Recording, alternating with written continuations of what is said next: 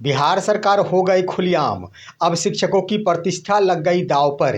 विशिष्ट शिक्षकों को मिल चुका है वेतन संरक्षण का लाभ। इससे संबंधित पत्र भी आज ही हुआ है जारी। दोस्तों नमस्कार, मैं हूं आपका दोस्त स्केच चौधरी। एक बार फिर से मैं आप सभी को कहना चाहता हूं कि बिहार सरकार की ओर से अंतर्गतवा खुलेआमी पेश कर दी गई है।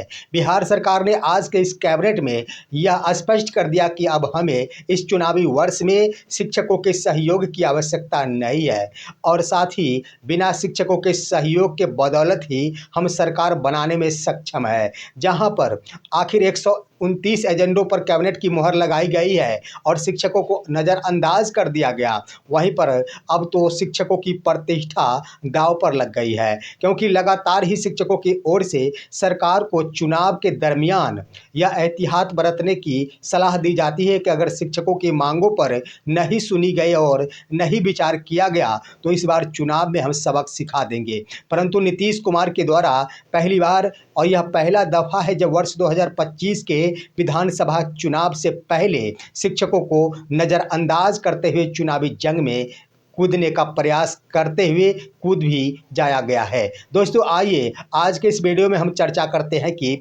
मुख्यमंत्री श्री नीतीश कुमार, जिनके बारे में मैंने कल के वीडियो में कह दिया था कि उनकी नज़र इन दिनों शिक्षकों के ऊपर नहीं बल्कि छात्रों के अभिभावकों के ऊपर है।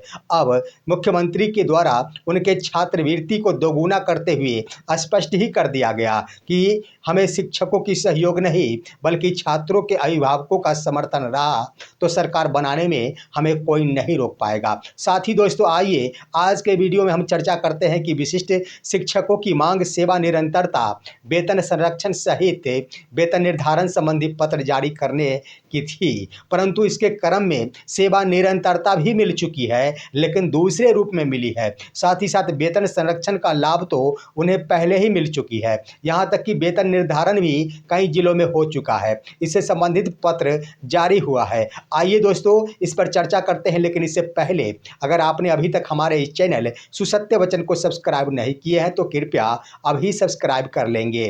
बिहार के शिक्षकों को बिहार के मुख्यमंत्री श्री नीतीश कुमार के द्वारा आज 3 अक्टूबर 2025 को खुलेआम चुनौती पेश कर दी गई, जहां पर 6 लाख शिक्षक यह बराबर ही मुख्यमंत्री को चुनौती पेश किया करते हैं कि अगर हमारी मांगों पर विचार नहीं किया गया तो इस चुनाव में हम सबक सिखा देंगे। लेकिन मुख्यमंत्री ने इस चुनाव में आखिर चुनौती पेश ही कर डाली है। आखिर शिक्षक कहां तक सबक सिखाने में कामयाब होंगे या तो वर्ष 2025 का चुनाव ही बताएगा।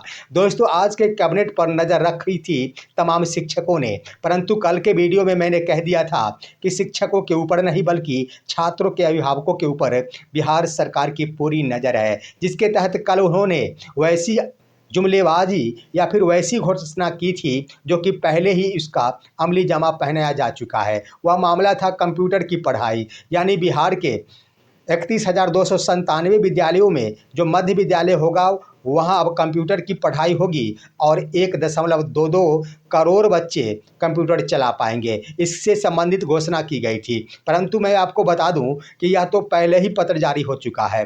1 अप्रैल 2025 से ही बिहार के सभी मध्य विद्यालयों में इसे लागू होना था। यहाँ तक कि नामित शिक्षकों को कंप्यूटर का प्रशिक्षण भी दे दिया गया, उन्हें कंप्यूटर से प्रशिक्षित भी करा दिया गया, परंतु यह सरकार की ढिलाई कहा जाए या फिर सरकार की कमी कहा जाए, विद्यालयों में कंप्यूटर की व्यवस्था नहीं की गई, जिसके कारण कंप्यूटर की पढ़ाई आज तक शुरू नहीं हो पाई। लेकिन जब चुनाव का वक्त आया तो मुख्यमंत्री ने ट्वीट कर कहा कि अब बिहार के हर बच्चे कंप्यूटर चलाएंगे। ये आखिर छलावा शिक्षक तो समझ जाते हैं, परंतु अभिभावकों को कहाँ पता कि आखिर कौन कौन सी गतिविधियां अपनाई जा रही है सरकार के द्वारा विद्यालयों में और विद्यालयों के शिक्षकों के साथ। फिर भी चलते हैं कि यहाँ पर शिक्षकों की डिमांडें आज की कैबिनेट में पूरी नहीं की गई। शिक्षकों की एक भी मांगे पूरी नहीं हुई। रह गई बात 3% डीए बढ़ोतरी की, तो यह तो देना ही था, तमाम कोटि के शिक्षकों को मिलना ही था। ठीक इसी प्रकार दोस्तों विशिष्ट शिक्षकों की भी मांग थी।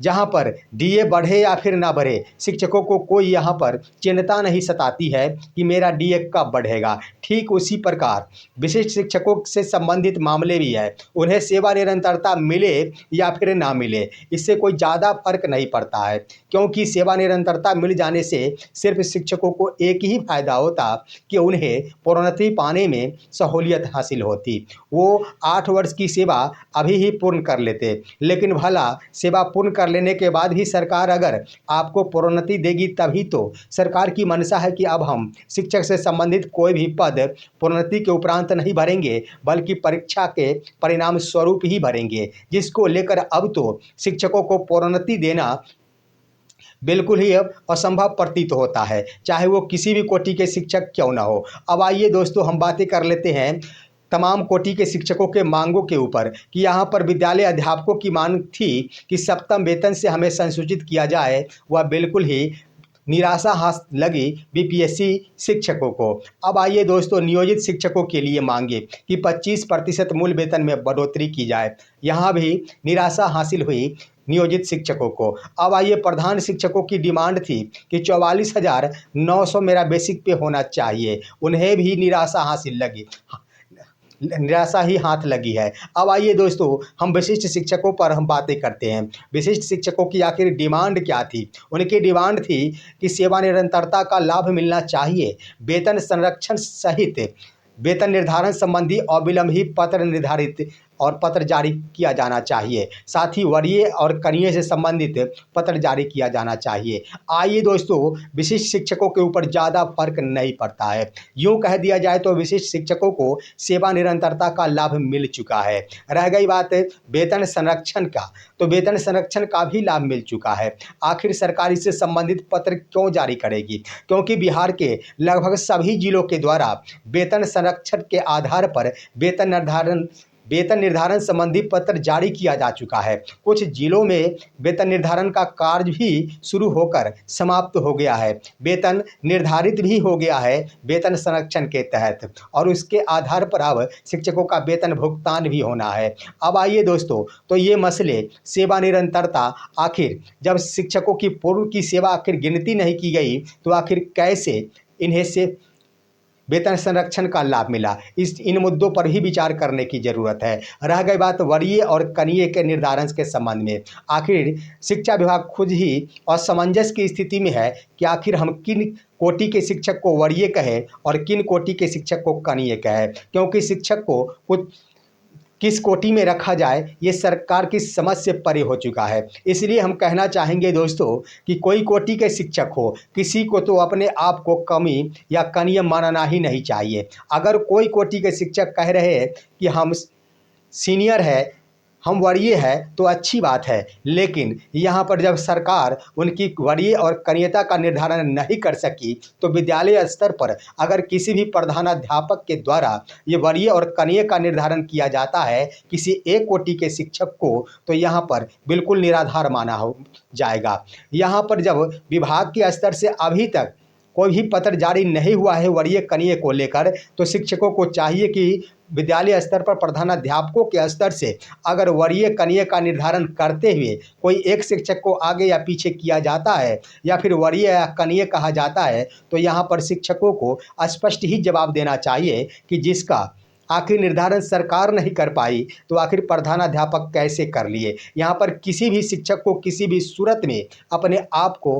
कम नहीं मानना है, और हर हाल में सेवा के आधार पर हो या फिर पद के आधार पर हो, कोई पद के आधार पर अगर अपने आप को वरीय प्रस्तुत कर रहे तो किसी को अपनी पूर्व की सेवा के आधार पर भी अपने आप को वरीय जरूर प्रस्तुत करना चाहिए। दोस्तों, ये है मसले वरीय और कनीय से संबंधित। परंतु आइए हम बातें करते हैं कि आखिर पे प्रोटेक्शन से संबंधित शिक्षकों की मांगे वहां पर पूर्ण हो चुकी है। शिक्षकों को आखिर आशाएं क्या थी? शिक्षक तो जान ही रहे हैं कि वेतन निर्धारण और पे प्रोटेक्शन मेरा अधिकार है और यह कई जिलों में हो भी रहा है, लेकिन लगे हाथ शिक्षकों की मंशा थी कि आखिर सेवा निरंतरता मिल जाता तो निश्चित रूप से इसमें वेतन भी बढ़ोतरी हो जाती। खैर, ये सोचना चाहिए और हर किसी को आशाएं भी रखनी चाहिए। दोस्तों, यहाँ पर नहीं मिला तो यहाँ पर खोने के लिए कुछ नहीं है, ये स्पष्ट है। वेतन निर्धारण से संबंधित और पे प्रोटेक्शन से संबंधित एक पत्र आज ही बिहार के अररिया जिले से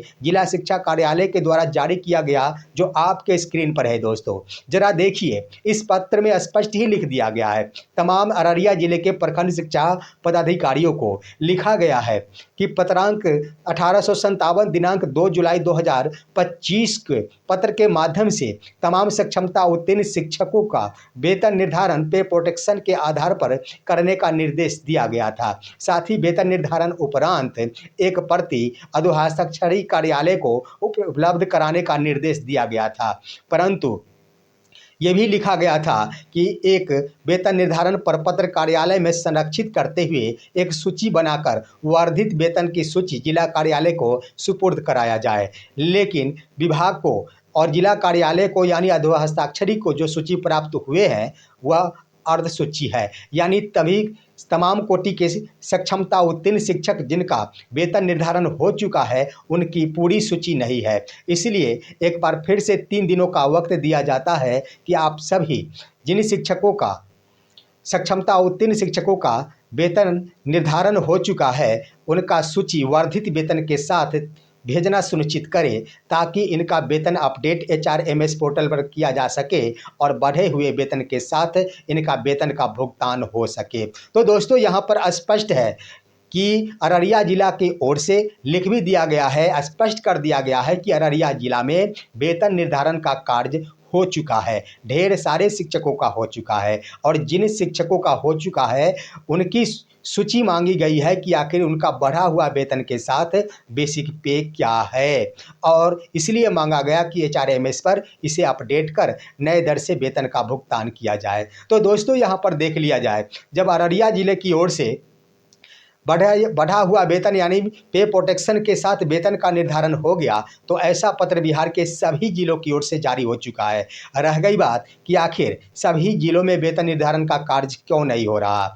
एक और मामला आता है कि वेतन विसंगति है। तो यहाँ पर जो भी जिला के स्तर से वेतन निर्धारण संबंधी पत्र जारी किया गया है, शिक्षकों को चाहिए कि उसके आधार पर ही फॉर्मेट भरकर जमा करे। यह बात सही है कि अगर वेतन विसंगति का मामला कभी उठेगा तो उस वक्त इसका निदान होगा, लेकिन अभी वेतन निर्धारण जरूर करवा लेना चाहिए। अब आई बात कि कई जिलों से सूचनाएं प्राप्त हो रही है कि इसमें भ्रष्टाचार का खेला खेला जा रहा है। जो शिक्षक हजार रुपए या फिर 2000 रुपए देते हैं उनका वेतन निर्धारण हो जाता, परंतु जो नहीं देते हैं उनका वेतन निर्धारण नहीं होता। तो क्या ज़रूरत है दोस्तों, क्यों नहीं देंगे शिक्षक पैसा? यही तो अच्छा वक्त है, चुनावी वक्त है। इस समय कोई किसी को सुनने वाला भी नहीं रहेगा, ना तो सरकार या फिर विधायक या फिर मंत्री की चलेगी।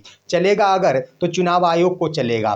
तो जो अगर आपसे वेतन निर्धारण के नाम पर 1000 या 2000 मांगते हैं, सहर्ष उसे स्वीकार कीजिए और उसे देते हुए बस विजिलेंस को फ़ोन लगा दीजिए। बस सारा खेल जो है शिक्षकों को सताने का उजागर हो जाएगा और जो सज़ा मिलनी है वो मिलेगी ही। तो इस आधार पर यहाँ पर शिक्षकों को विवेकपूर्ण तरीकों से अपना कार्य लेना है। यहाँ पर विशिष्ट शिक्षकों के लिए खोने के लिए कुछ नहीं है, सब कुछ मिल चुका है। बस विभागीय और जिला स्तर पर इसे अमली जामा नहीं पहनाया जा रहा है। यहाँ पर अगर वही नियोजित वाली बात होती तो नियोजित शिक्षक जो नियोजित पद पर रहते थे उनकी ओर से विभागीय जिला स्तरीय पदाधिकारी के ऊपर बैठकर या फिर दबाव डालकर वेतन निर्धारण का कार्य करवा लिया जाता था। परंतु राजकर्मी बनने का यह परिणाम है कि अब शिक्षक अपने स्तर से ही जिला कार्यालय नहीं जा सकते और स्कूल में ही रहेंगे। इसी कारण आखिर शिक्षकों का मामला लंबित पड़ जाता है। तो कोई बात नहीं,